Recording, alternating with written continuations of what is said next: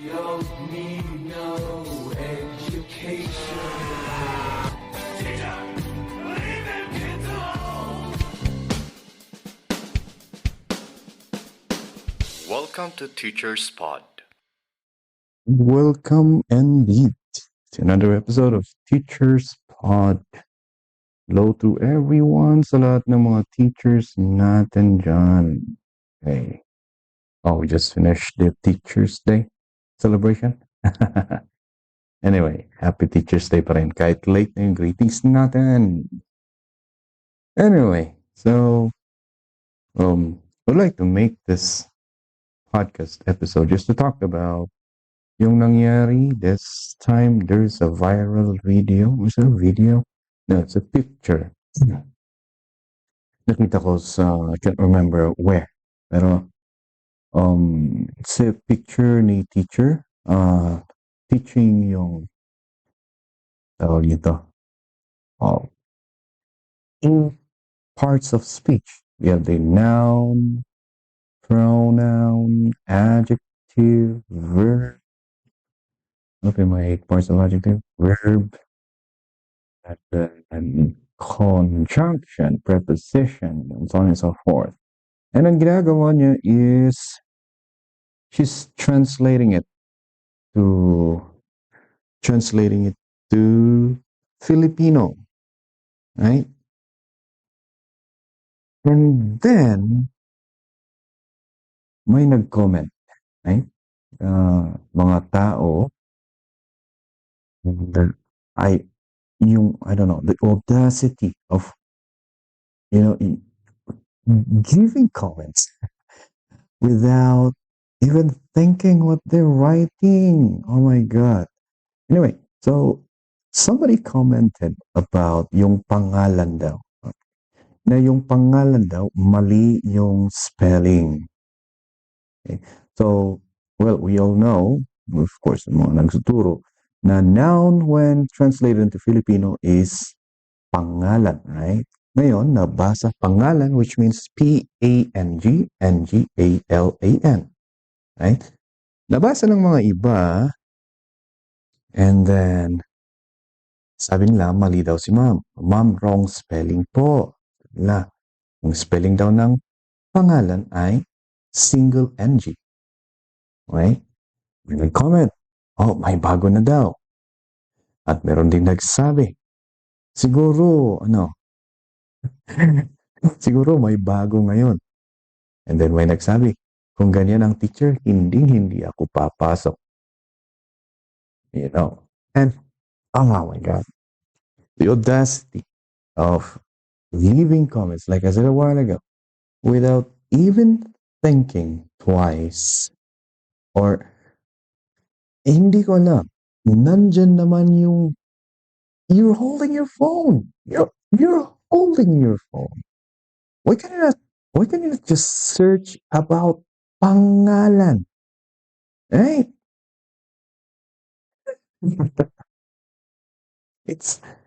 I don't know, I don't have words. Wala akong mahanap na salita para i-describe itong mga nag-comment na ito. I don't know if they're trolling. Are they trolling? Or is this a reflection ng education natin? Or is this a reflection na of yung nagde-degrade na values ng mga kabataan, ganon? Thinking that they know better than the teacher. I don't know. I don't want to go overboard on my reaction here. Pero meron pa nga nag-comment, hindi siya papasok, di ba? Hindi ka papasok. Parang matagal naman nang hindi ka pumapasok kasi hindi mo alam. Hindi mo alam kung ano ang pangalan. Okay? Now, marami tayong dapat makikita dito na parang sinasabi ko kanina. Ano ba yung parang deeper message na gustong ipaabot sa atin ng sitwasyon na ito. Of course, obviously, the first one is before we comment on something, we have to double check, especially in if it's all about information na napakadali namang i-search. You can use, that's what internet is for. That's what Google is for, right? Why not? I really have no words, Anyway, that's what internet is for. Use it to gather information, to check on the information that you need to check on, right? Everybody makes mistake, but to be very audacious in doing that, like, parang there's really something wrong here, right? I don't know, maybe on our attitude, about our attitude, parang nakikita ko na, is the number one emotion that we see, or yung number one na tinitingnan natin if we are looking at a teacher, is hatred. That's why we're trying to look for something that is wrong on what the teacher is presenting. So that would mean that if there's a student listening to this podcast, they are trying also to find mistakes. And for sure, I'd be making mistakes here, right? Okay. I don't have a script. I'm just sharing what I want, sharing things on top of my head right now. And for sure, I'd be making a lot of mistakes. Anyway, parang yun yung lumalabas. We are, the first thing when we're looking at something on the internet is that we are trying to find what is wrong. Maybe majority of the people, not all, but parang majority of people in the internet are using or consuming content at the same time looking kung may makikita silang mali. Nagkataon naman na yung the mistake that they thought is a mistake from the teacher is correct, right? I think that's one of the the issue there, or one of the message that situation wants to show. That, and of course, as a human being, we are like, yung sinabi ko sa isang podcast, na we are an endless work. We need to work endlessly to improve ourselves. And on that road to working to improve yourself, of course, you'll be making a lot of mistakes. And of course, that mistake is rectifiable. You have to, and in order for us to improve this, you have to look onto yourself, okay, and see what you did wrong. And I hope those who made those comments already know where they went wrong, right? Ngayon, ano pa ang isang pwede nating sabihin na parang ipinapakita ng sitwasyon na yan? Maybe, right? Maybe the situation is also showing us the quality of education that we have. that the majority of us ay hindi bihasa sa ating pambansang wika. Right? Filipino ang ating pambansang wika. And yung pinaka-basic na grammar nito, o yung balarila nito, or balarila nito, ay hindi tayo bihasa. Yung pangalan ay itinuturo sa amin nung kami ang estudyante sa grade 3. At nung grade 3 kami, alam na namin na ang pangalan at pangalan ay magkaiba. Hindi ko lang alam ngayon kung bakit. Ayan. So, yun ba? Na pinapakita ba nito? Sinasalamin nito yung kalidad ng edukasyon natin ay talagang nababawasan na. Kung nabawasan or kung bumaba yung kalidad ng ng edukasyon natin sa ating bansa. Kasi nga, pambansang wika natin na hindi natin alam ang basic grammar nito. Sino ang dapat sisihin? Or saan tayo dapat magsimula para iayos ito? Kasi kung magsisisihan tayo, walang katapusang sisihan yan. Siyempre, sasabihin ng, let's say, high school teacher, or let's say, college, or professors. Oh, they should have learned that one when they were in the basic education. Eh, sasabihin naman ng mga secondary. Oh, hindi sa amin dapat yan. Yung sa teacher ng elementary. Oh, pupunta sa elementary, yan, sasabihin yan. Sa grade 5, then pupunta sa teacher ng grade 5. Sa grade 4, then sa grade 4. Walang katapusang sisihan. Okay.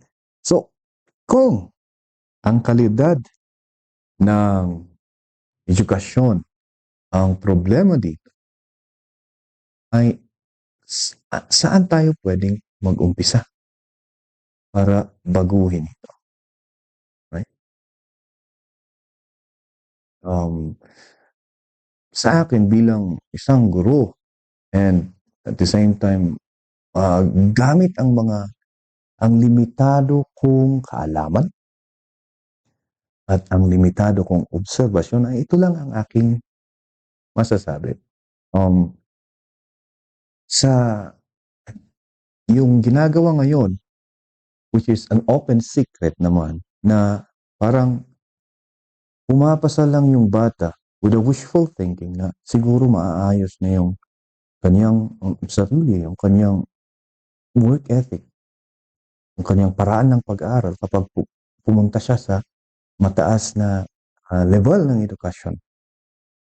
Kaya pinapasa na lang. Kaya kahit na hindi dapat namang ipasa, okay, kung matatanggal yun, sigurado akong iaayos natin yung kalidad ng edukasyon.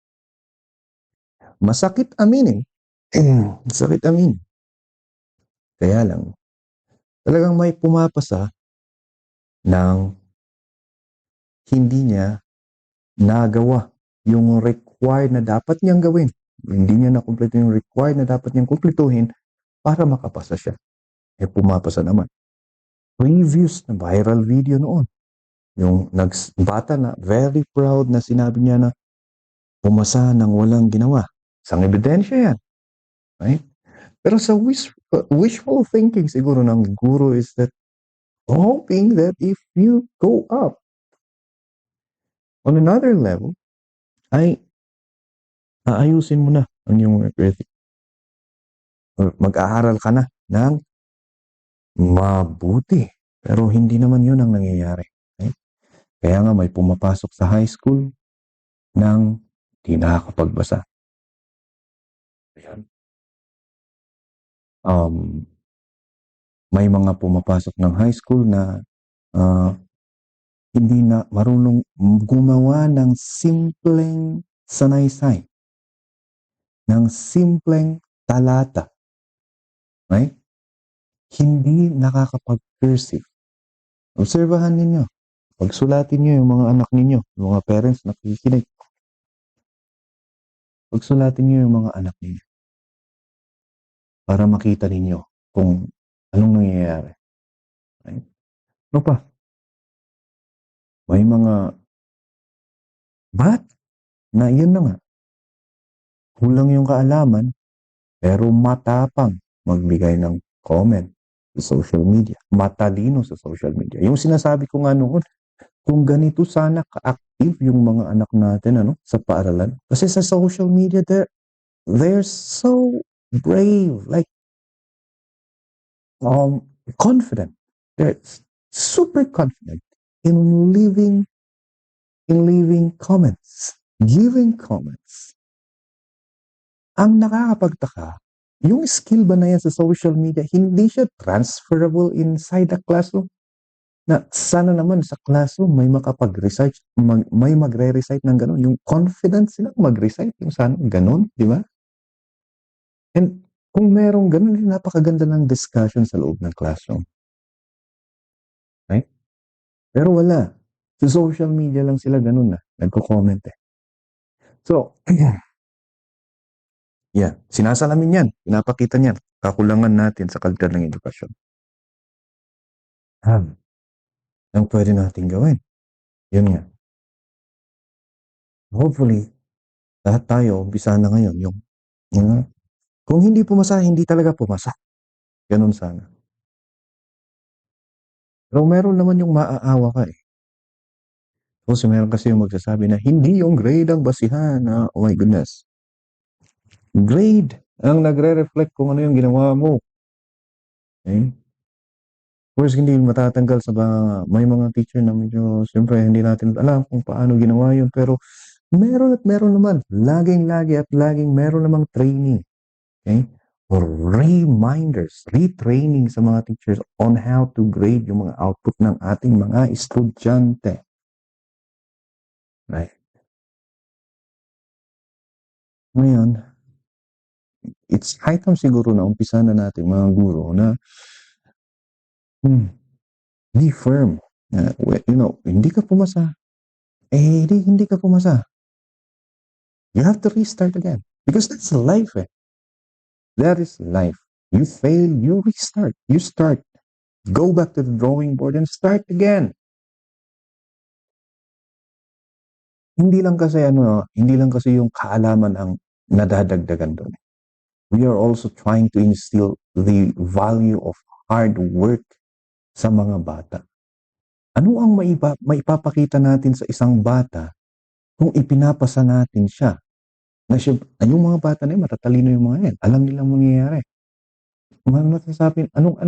Anong pinapakita natin sa bata kung siya sa sarili niya, alam na yan, na siya ay grade 5 na, hindi pa marunong magbasa, pero next year, papasa siya bilang grade 6.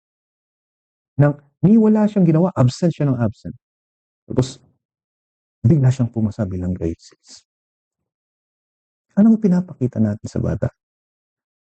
Siyempre, sa isip ng bata, sasabihin niya, di bale, pumasa naman ako ng grade 5. Nung wala akong ginagawa, sigurado grade 6. Pasa ako.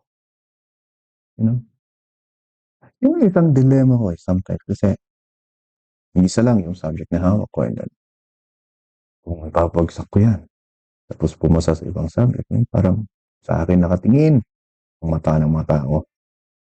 Yan. Still, you have to be firm. Okay?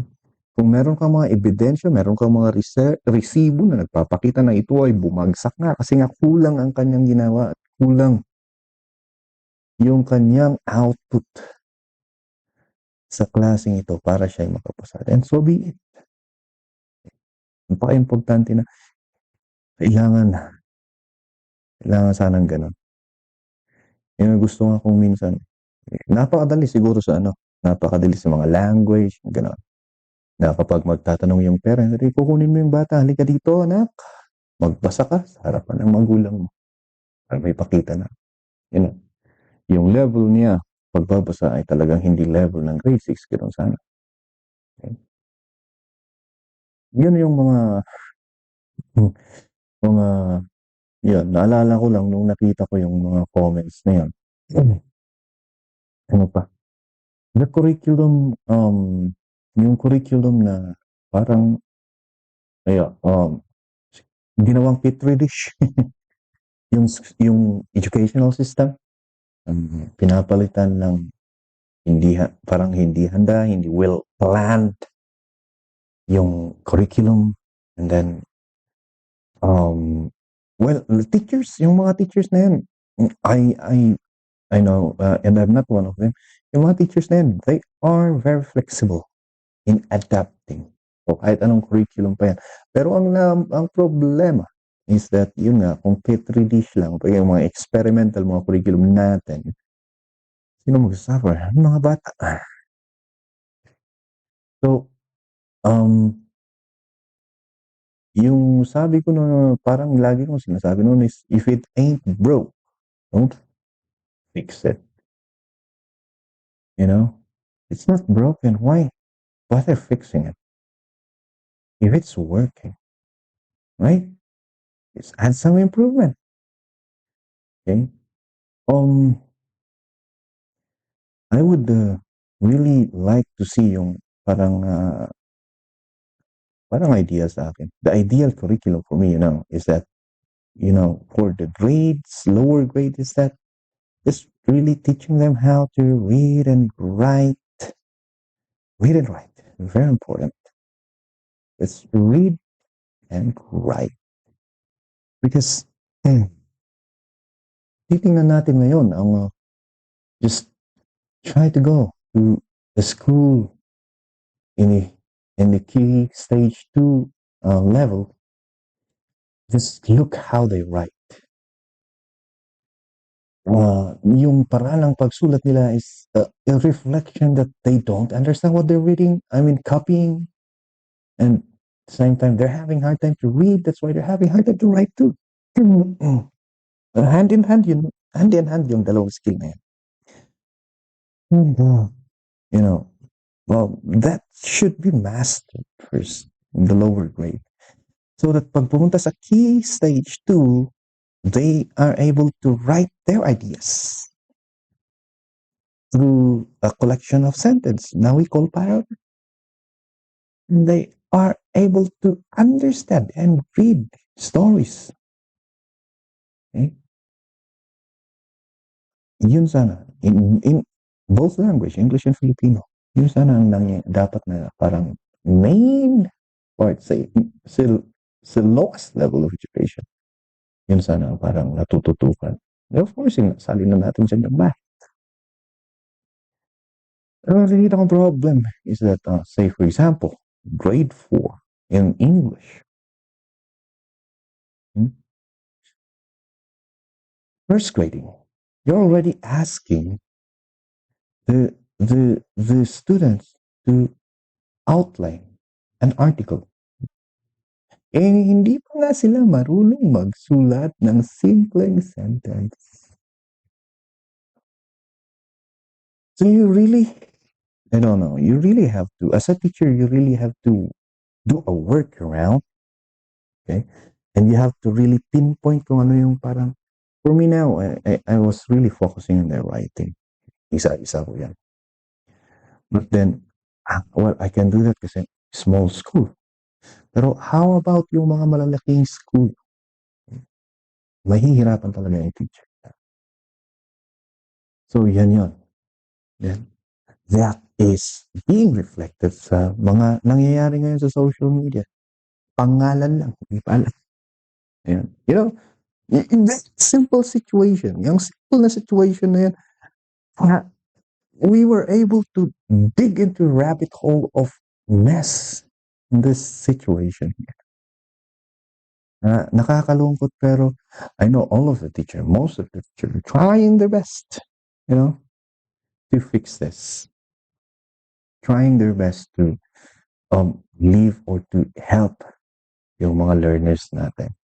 Okay. It's really difficult. Kaya, in the world of teaching, if you don't love teaching, you will really, I think this is the generation. Ito yung year Ito yung era na I saw a lot of teachers quitting, choosing other profession. And I cannot blame them. It's exhausting. It's so exhausting to be a teacher. Right? And then makakakita ka ng ganito talagang, didismaya ka talaga. But then, anong mangyayari? Anong mangyayari kapag susupo tayo? So tayong mga teachers, we have frustrations, ano bang nangyayari? But then, at the end of the day, we will still be doing our work, trying our best to do an impact on the child's life. So, yun siguro, parang yun ang dahilan, parang root causes ng mga nakikita natin ngayon sa social media, right? But then as a teacher, hindi tayo sumusuko. And at the same time, yun nga, hindi lang kasi teacher ang nagtuturo ng bata. Like we always say, and mahilig tayong gumamit ng quote na ganito, it takes a village to raise a child. Raise or educate or to teach a child. Right? Kung sasabihin nyo na teacher lang ang magtuturo sa kanila, no. How about sa bagay? Mayroon bang follow-up? Right? Kung hindi tayo nakapag-aral at hindi natin alam kung ano ituturo natin sa mga bata, bantayan natin, ituro natin sa kanila yung work ethic ng basahin yung mga notes mo sa eskwelahan. Gabayan mo yung anak mo sa pagbabasa. Bantayan mo para maturuan siya ng work ethic. At para maturuan siya na pagtatrabahuan niya. Give some advice sa ating mga anak na pagbutihin ang pag-aaral. Ayan. That's one way of contributing on raising your child. Because sabi nga nila, it takes the village, it takes the whole community para matulungan natin ang mga bata. Some factors din, you know. Yeah. Poverty. Yeah, some of that. Yeah, understandable those cases. But then, like I said, yeah, yung simpleng bagay, no? Kapag inisip natin, maraming napuntahan. And then, because of that pangalan. Ang pangalan ay pangalan ng puok, bagay, lugar, tao, pangyayari. Ulitin lang natin, ha? Anyway, yun lang. Ang aking parang naiisip dahil sa mga nakikita kong ganyan. Okay, viral pictures trending ngayon, right? So, lesson learned, like I said, etiquette in commenting, leaving comments on the internet is, and this is a warning to everyone, not just for the students, not just for people, but also for the teachers, right? That before we leave something in the internet, we have to double check. Right? Of course, we will do some mistakes along the way, yeah. And that's normal, part of being human, but then to minimize mistake, okay, to prevent it from happening is to double check before you leave something in the internet, because once it is in the internet, it's gonna be there forever, no matter if you are going to raise it or not. Will you stay in the internet? And talagang, you know, yung mga mangyayari, you know, stays there, parang embarrassing, then you have to suffer the consequence, right? So, double check. It's very easy. Information nowadays is so easy to get, right? Like, pangalan. Why didn't you just type it there? Makikita mo. So, use the internet to add information or to learn something that is new. That's how we should use the internet. We should not use the internet to comment on things that we don't know. Well, anyway, this is El Maestro for another episode of Teacher's Pod. It's been a while na nagkasama kami ni Gurong Magsasaka. You know, he's a school head and busy siya. At as compared to him, tayo lang ay isang pipitsuging teacher. You know, kaya we can do all this from time to time. Well, anyway, I hope the next time we'll be having a sharing with Apo Gurong Magsasaka, then Irvin Kissing. Well, anyway, this is El Maestro for this episode of Teacher's Pod. I'll be seeing you in the next episode.